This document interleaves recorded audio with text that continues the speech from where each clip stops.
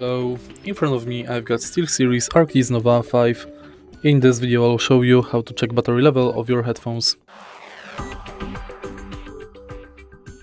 In the beginning, make sure that your headphones are connected to device and go to Bluetooth settings on your smartphone or on PC.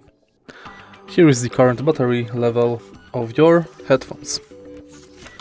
You can also check battery level of your headphones via this LED light. So after turning your headphones on, you'll get LED light prompt.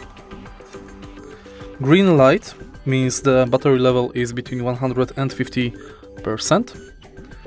Yellow is between 49% to 15%, orange 14% to 5%, and red between 4 to 1%.